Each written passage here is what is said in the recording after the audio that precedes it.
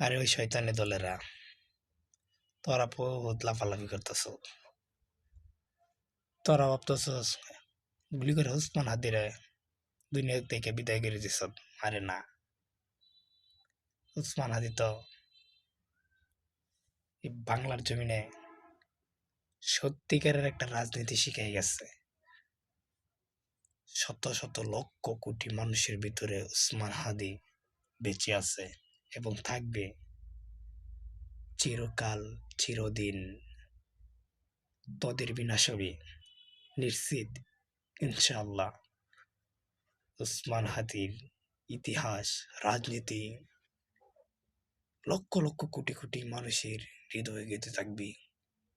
শিক্ষা তারা এখান থেকেই নিবে। ওসমান হাদি মরে নাই, আছে, বেঁচে আছে এবং থাকবে চিরকাল।